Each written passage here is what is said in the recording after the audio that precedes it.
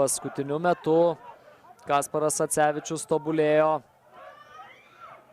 tobulėjo Anglijoje, o čia Joris Aliukonis gelbėja Kauno Žalgirį, turėjo pirmąjį žaidęs Jungtiniuose Arabų Emyratuose bei Danijoje, o čia Kauno Žalgirio B komandos kontrataka, Vėjas Pocius, baudos aikštelėje kamuolys, tiesa, nei vienam iš žalgiriečius jų pačių aikštės pusėje. Dabar Jonas Jankauskas apsigina Abuso. Kajodė Mangirdui Venskui. Šis siunčia perdavimą į baudos aikštelę. Tunsas smūgiuoja galvą ir visiškai šalia virpsto. Graži kauniečių ataka, geras Mangirdo Vensko. Pojaus kyla tada, kai žalgiriečiai kamuolį praranda ir Alytaus Dainava pasileidžia į kontratakas. Dabar puikia galimybė. Joris Aliukonis dar kartą gelbėja Kauno Žalgirį. Džerimaja Običinonso smūgiuoja tiesiai į. Na ir čia tokie susimaišymai aikštės centre.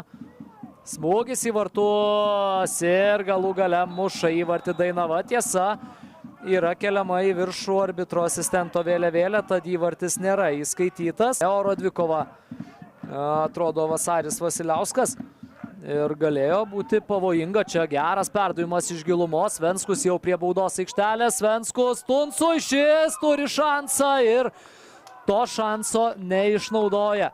Kaip klaida ir dabar vėl tenka stipriai dirbti gynyboje. Ela. Jo klaidinami judesiai puikus. Elos perdavimas, Zabita baudos aikštelėje ir čia kamuolys atsiduria vartų tinkle. Na, ką ir sakiau, patys kauniečiai atsiveža įvarčius, patys prisidirba ir patys yra kalti dėl tokių situacijų. Evansas Apija po keitimo aikštėje pasirodęs Alytaus Dainavos legionierius sugeba pasiųsti kamuolį į vartų tinklą ir 54-ąją susitikimo minutę išveda Alytaus Dainavos komandą į priekį. Transliacijos. Čia gali būti labai pavojinga. Geras perdavimas. Aliukonis palieka vartus ir 2-0. Alytaus Dainava didina savo komandos pranašumą.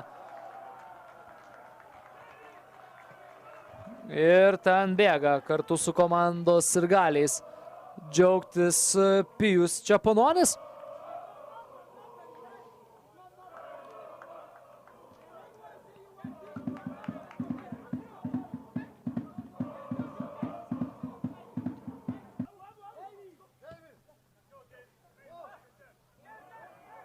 Čia Dainavos ataka, gražu kol kas ir Činonso vėl yra atremtas smūgis. Vėl ten puikiai žaidžia vartuose jo sprendimas.